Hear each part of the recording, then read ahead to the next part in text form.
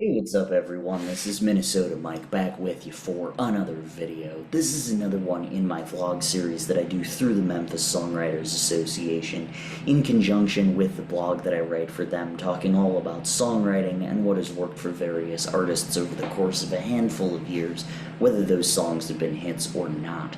So this latest kick that I'm on is called The Greatest Songs You'll Never Hear, and it's all about songs that have been scrapped for one reason or another, whether the whole album was scrapped or just that song.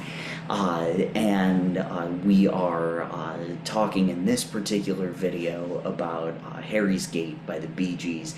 In our last one, we looked at If You Only Knew by Cars Flowers.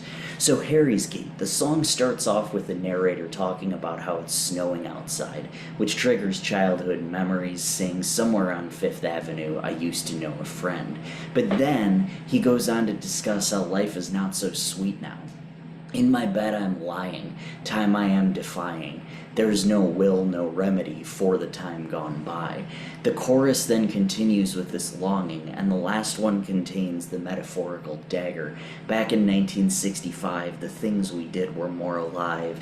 We knew we'd live throughout the drive back in 1965.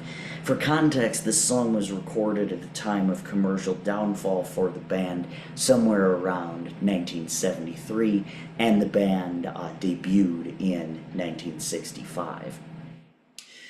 So many of the songs on the unreleased A Kick in the Head is Worth Eight in the Pants reflected that commercial downturn, and that included this song and Castles in the Air. Castles in the Air was about wishing that you could lock yourself away from the criticisms of others. This is a very self-loathing album, but there are some great songs that were scrapped as a result of the album being scrapped, including the two that I mentioned, Castles in the Air and obviously Harry's Gate, which is the main focus. Also, how could you throw away such a fabulous album title? A Kick in the Head is Worth Eight in the Pants. So melodically, the main instrument on this song is piano. So the chords listed below are for that instrument, but of course you can play them on any instrument. But in addition to the piano, many stringed instruments can be heard in the background. The morose longing in the verses contains just piano, but then when they talk about the good times, that's when the strings come in. Starting off with the verses, that's going to be E, E6, E, G sharp minor, G, A, and B. That gets played twice.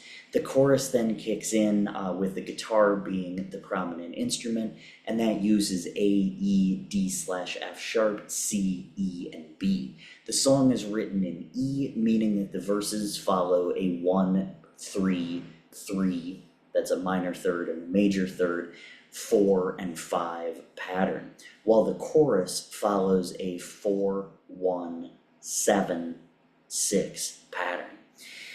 Structurally, the song uses a verse, chorus format. The last chorus adds the line about 1965 as well as singing about 1958, which is when the band formed, also the year that their brother Andy was born, and 1964.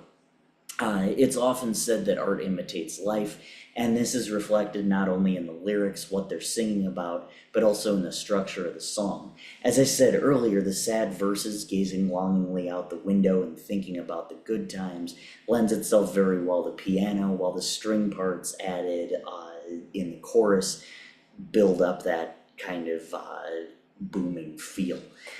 This not only reflects the mood of the song, like I said, but it's very true to life. Sometimes depression hits you out of nowhere, and then suddenly you're happy again about something or another. I do want to note that I was on a Bee Gees kick around 2011 and discovered this song along with the rest of their album, A Kick in the Head is Worth Eight in the Pants, which Robert Stigwood scrapped after the lackluster performance of the two lead singles. However, it is a fabulous album, albeit a sad one, and if you have time after checking out this song, I would highly recommend looking up the whole album on YouTube because it's fabulous. And as I said in the opening, sometimes, that might inspire you either to write another song or to go back to one of yours that you scrapped and say, hey, maybe that wasn't so bad, without the pressure of a label, right? You can definitely do that. So that is one thing that I would encourage you to do, like I said, as a closing note.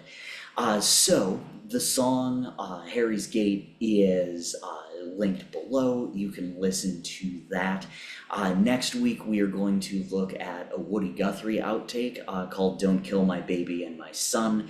And then we are also going to look at Sweet Up and Down by the Dave Matthews Band. I'm Minnesota Mike. Thank you so much for watching. Happy writing as always. Make sure that you check out all of my other vlogs here on YouTube, my blogs on the Memphis Songwriters Association website, and I'm also on Instagram and Facebook and all of that if you want to check me out there. But as I said, happy writing. Thank you so much.